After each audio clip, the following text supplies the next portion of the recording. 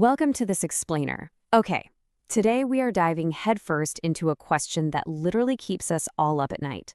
Seriously, what actually happens to our souls when we go to sleep?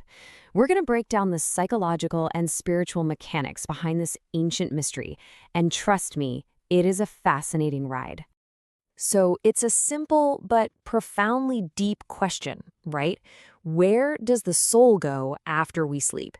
It's this massive puzzle that has challenged everyone from ancient Greek philosophers like Hippocrates, who spent a ton of time pondering the mysteries of dreams, all the way to modern psychiatrists who are busy mapping out our brainwaves.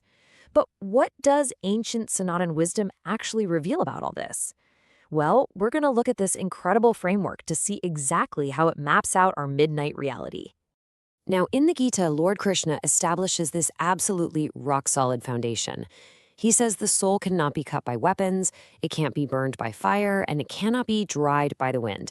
Basically, it's immortal and completely indestructible. And whether you view this metaphorically or literally, it forms the crucial cornerstone for understanding the soul's journey during sleep. We have to keep this indestructibility in mind. Let's jump into Section 1, the mystery of the soul. Moving on to Section 2, conscious versus unconscious mind. Okay, think of it this way.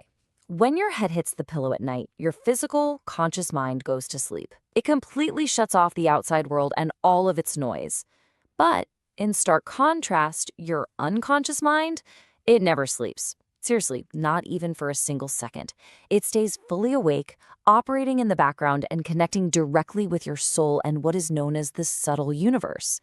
So while your conscious mind checks out for the night, your unconscious mind actually clocks in for the real work. That brings us to Section 3, the 3 forms of dreams.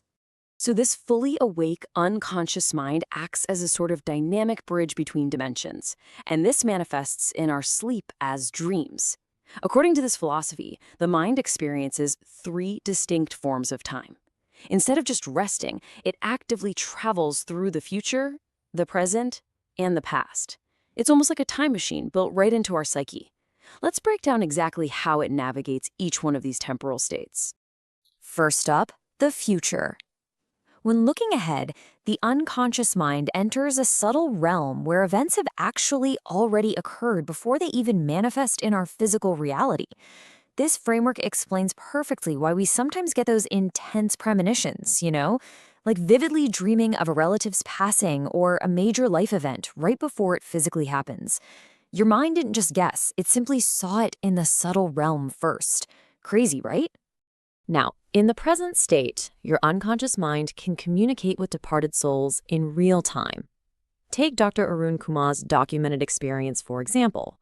At 3 a.m., he had a dream that a familiar gentleman was leaving, and then he later found out the man had actually passed away at 1 a.m. that very same night. Within this ancient framework, this is viewed as a direct, vivid communication that entirely bypasses the sleeping physical body. And then, what about the past? Well, here, the unconscious mind accesses deep, accumulated data spanning potentially multiple lifetimes. This totally explains dreaming of completely foreign places that you have literally never visited, like the documented case of a woman who repeatedly dreamt of an unknown temple only to discover it actually existed in reality as a location from what was believed to be her past life. It's like accessing a massive cosmic hard drive. All right, let's look at Section 4, the true state of the soul. So, all of this mental time travel we just talked about happens within the subtle world. This is defined as a non-physical, invisible dimension where events formulate before hitting our day-to-day reality. But importantly, it is also considered a realm that harbors unseen and sometimes negative energies. So it's not just a blank canvas, it's a very active environment. If negative energies attempt to breach your aura while you sleep, your awakened unconscious mind immediately senses the threat. As noted in the source material, when a protective deity statue was removed from a home, the person's unconscious mind instantly alerted the conscious mind of the shifting energy. And what did it do? It caused the person to repeatedly jolt awake. It's literally your mind's built-in alarm system keeping you safe.